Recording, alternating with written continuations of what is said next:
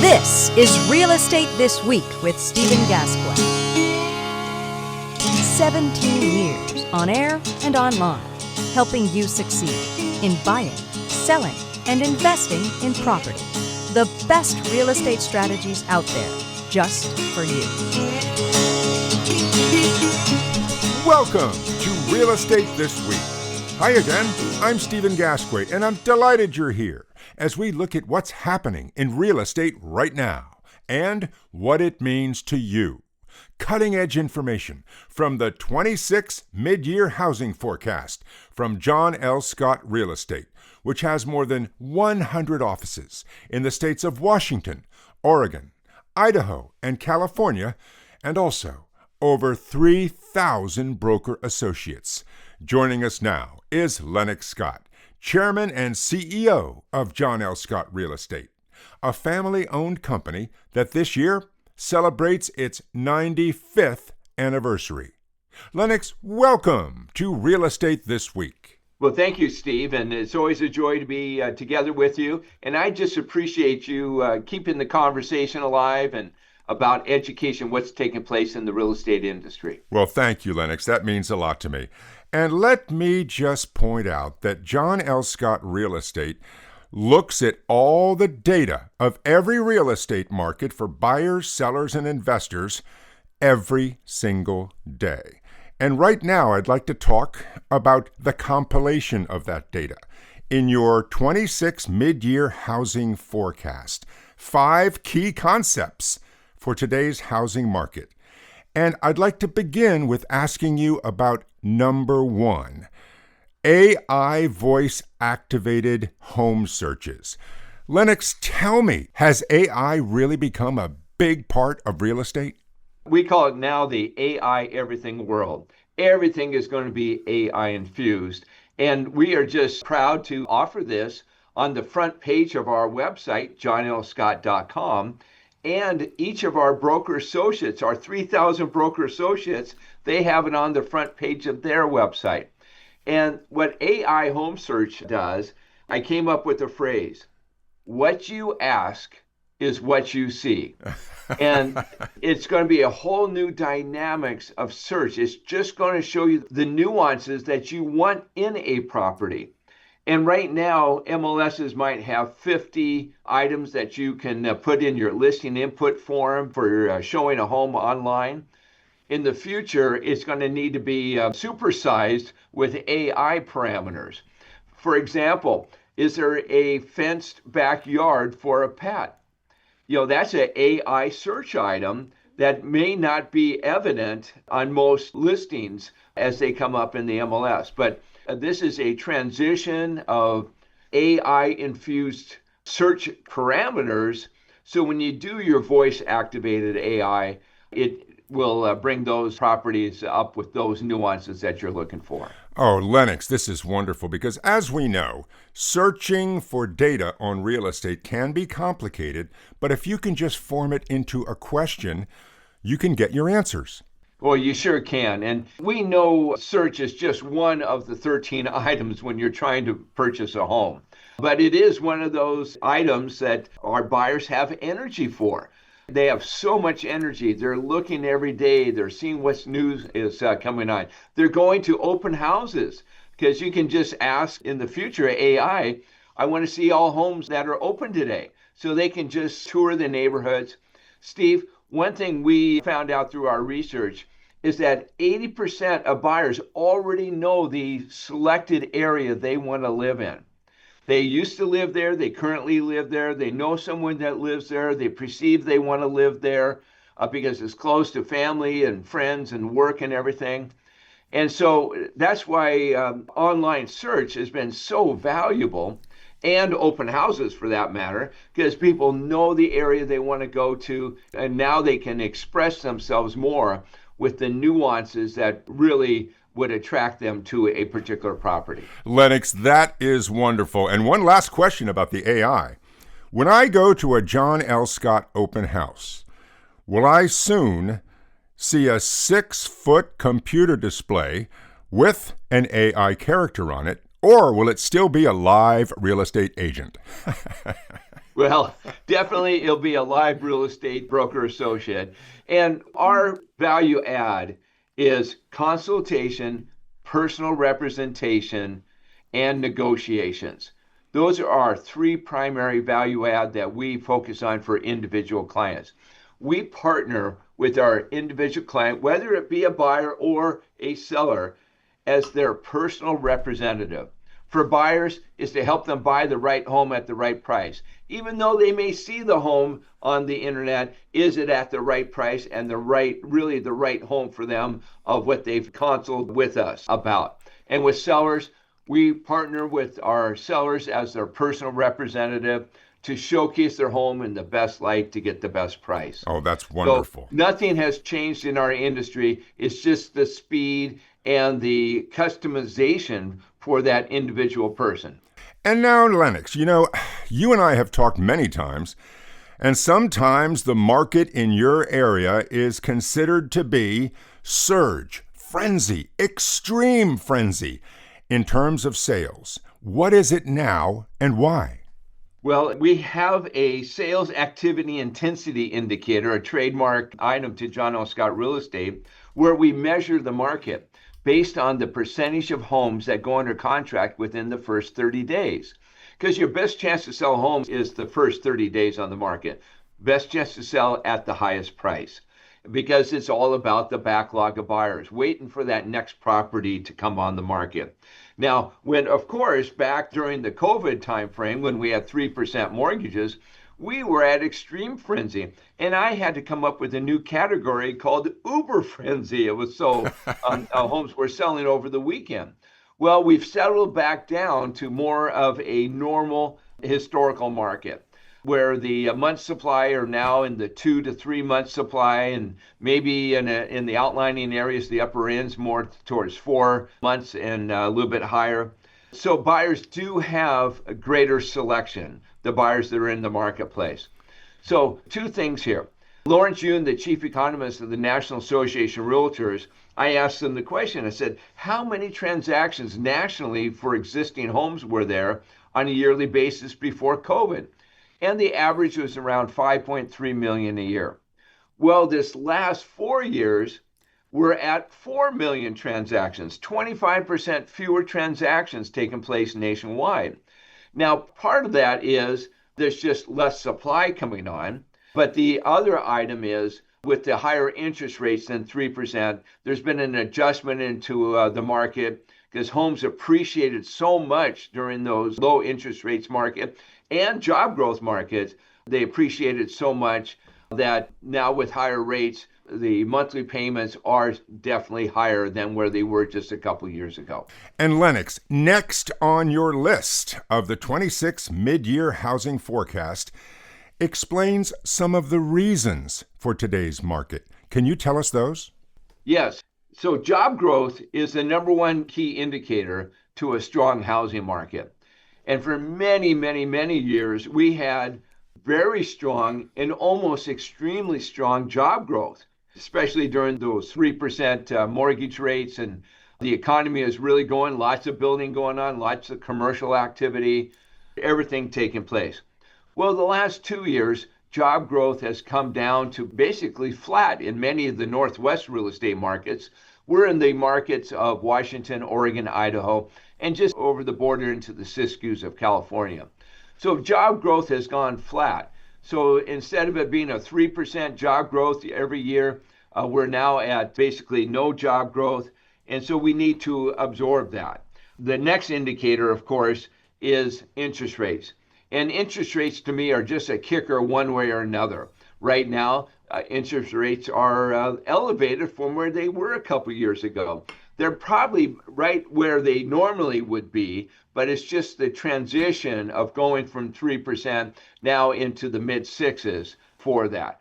And what I'm hearing from forecasters and economists is that interest rates will stay close to where they are for longer. So there's not going to be much relief on interest rates. So then it comes down to motivation of the buyer or the seller for that. And then the last item, of course, is people staying in their home longer because they have those 3% mortgages, or If they do need to move, maybe their current home is their first rental property because they have positive cash flow by having such a low interest rate on that. So those are three indicators that are affecting the market today. Oh, that's so interesting, Lennox. And looking at 2026 as a whole, you also look at the yearly housing cycle. And I see on your chart that the pre-summer market is the busiest, and right now we're beginning the slope down towards fall and winter. Tell us about that. Well, we call it the 6 seasons to the yearly housing cycle. Real estate is so predictable, the pattern of sales activity when properties come on the market. And that's a key indicator to more buyers in the marketplace because it's okay to buy and sell no matter what's going on in the marketplace because you're basically sitting with same net seller asset equity because you buy and sell within the same market conditions for that. Right now, we're in the summer market, midsummer there, the month of August. We're going to be heading into the fall, which is September, October, and then the winter. So let's talk about right now where we call this the peak season. It's about 8 months from March 1st through the end of October. That's when there's more homes coming on the market, more buyers in the marketplace, and then we go through the winter. September is the high point of unsold inventory. So we're just a month away from the high point of unsold inventory. And then just 4 months after that, January 1st, we'll be at the low point of unsold inventory. And then buyers come out of the woodwork after the holidays, very little unsold inventory, very few homes come on the market. And that's when we'll see a boost in activity, particularly in the mid-price ranges. Right after the first year is always when we get a little bit of a price boost in a normal market, and that will mainly take place in those mid-price points within each market area. I see. And Lennox, I know that the reason that you put together all this data is to help people who want to sell their homes and who want to buy homes. So the last point of your 2026 mid-year housing forecast is what's important to you? Well, we try to look at this for both sellers and for buyers. Let's talk about sellers first. It really comes down to in the market now because there's more unsold inventory. There's dispersed buyer energy over more inventory. So you need to position yourself as a seller to be one of the next homes to go under contract. And we have a expression on that called market ready day one. Our job is to help consult our sellers and to look at their seller peer group. And those are the other homes on the market that buyers would also look at in that geographical area and price range. So how are they positioned in price and condition? And we have this concept of the 5 rights to make a sale: house right, yard right, price right, marketing right, and then of course the right representation, the right listing broker to negotiate and showcase your home and network with the other brokers out there. So when we do market a seller's home, it's all about the launch, having the house ready that first day, because your first 2 weeks on the market, 3 weeks, is your best time to sell a home because of the backlog of buyers waiting for that property. So it's the consultation with them. Then on the other side, buyer consultation. Again, it's worth it to a buyer, even though they see a home on the internet, and now with voice activated home search, they see a home they're very interested in, and then they say those magic words, "I want to see inside the house." Well, that just is getting them to a certain point, and then it's negotiating. And right now, with more inventory on the market, we have a concept that maybe the list price is just the asking price. So we're now recommending for buyers that they get a buyer competitive market price analysis. And that is, what's the current market price? Because it's not from what it was in the spring. Now there's more dispersed buyer energy, so it's not as intense of a market. There's a little bit more month supply.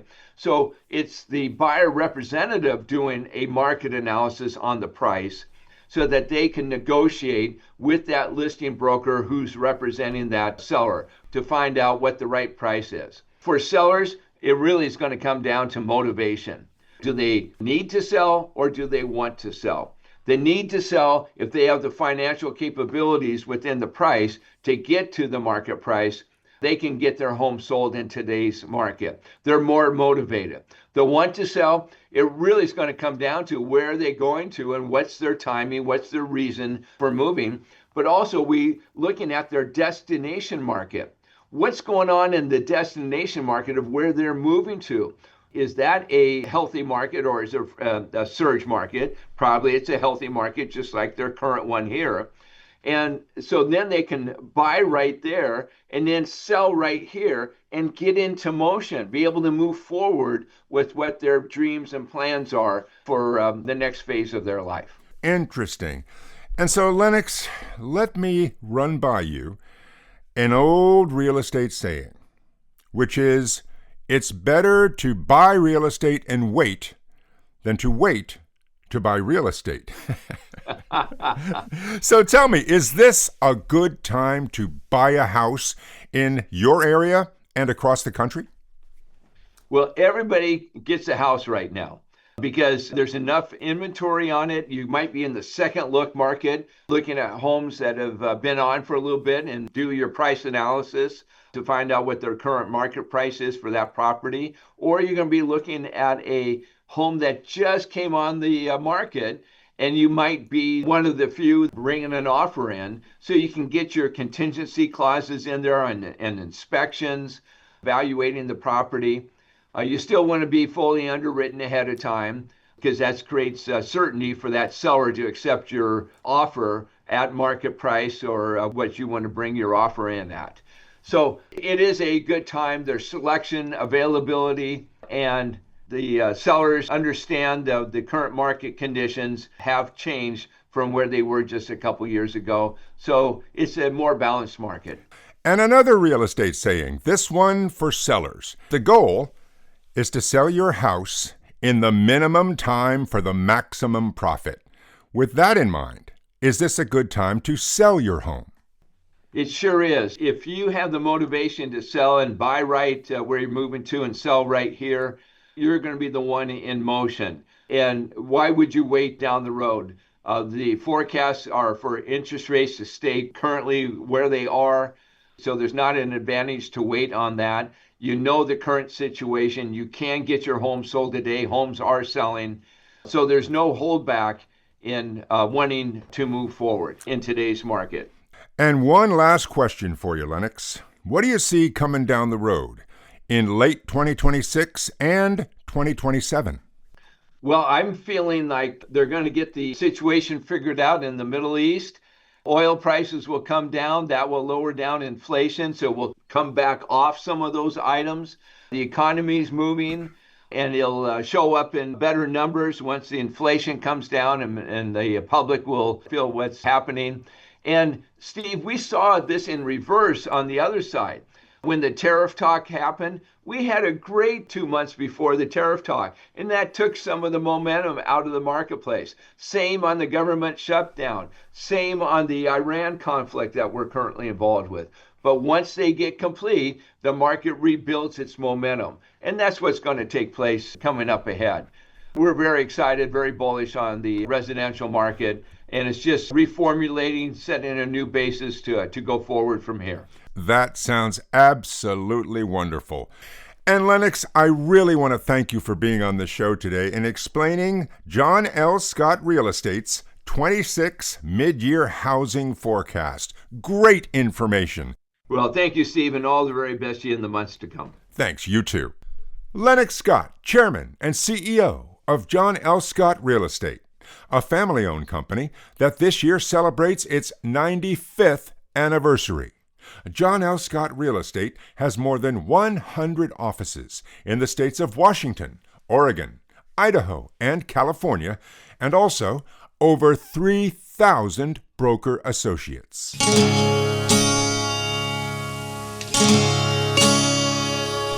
Next time on Real Estate This Week, short sales are up, really up. We'll get the facts and look at what to do if you need a short sale. That's next on Real Estate This Week. And until then, I'm Stephen Gasque, and thank you for listening.